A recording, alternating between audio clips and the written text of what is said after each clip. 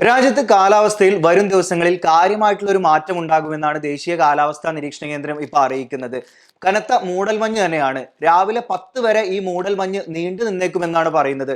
ഇതുകൊണ്ട് തന്നെ രാവിലെകളിലൊക്കെ വാഹനം ഓടിക്കുന്ന ആളുകൾ അതീവ ജാഗ്രത പാലിക്കണം, ശ്രദ്ധിക്കണം. ഗതാഗത നിയമങ്ങളും മാർഗനിർദ്ദേശങ്ങളും ഒക്കെ പാലിച്ച് വാഹനം ഓടിക്കണമെന്ന് പോലീസ് ഇപ്പോൾ മുന്നറിയിപ്പായിട്ട് പറയുകയാണ്. ദുബായിൽ ജനുവരി 9 മുതൽ പുതിയ ബസ് റൂട്ടുകൾ ആരംഭിക്കുമെന്ന് RTA അറിയിക്കുന്നുണ്ട്. ഗതാഗത കാര്യക്ഷമത ഉറപ്പുവരുത്താനും തിരക്ക് കുറക്കാനും വേണ്ടിയിട്ടാണ് പുതിയ 4 റൂട്ടുകൾ കൂടി രൂപകൽപ്പന ചെയ്തിട്ടുള്ളത്.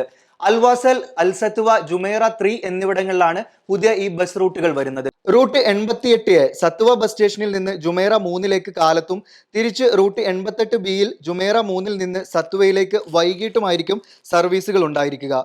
റൂട്ട് 93A സത്വ ബസ് സ്റ്റേഷനിൽ നിന്ന് അൽവാസലിലേക്ക് വൈകിട്ടും അൽവാസലിൽ നിന്ന് തിരിച്ച് സത്വയിലേക്കുമാണ് മറ്റ് റൂട്ടുകൾ ക്രമീകരിച്ചിരിക്കുന്നത്. അബുദാബിയിലെ അൽഖാനയിൽ പുതിയ അത്യാധുനിക സൗകര്യങ്ങളോട് കൂടെയുള്ള ബട്ടർഫ്ലൈ ഗാർഡൻ പൊതുജനങ്ങൾക്കായിട്ട് ജനുവരി 9 മുതൽ തുറന്നു കൊടുക്കുകയാണ്.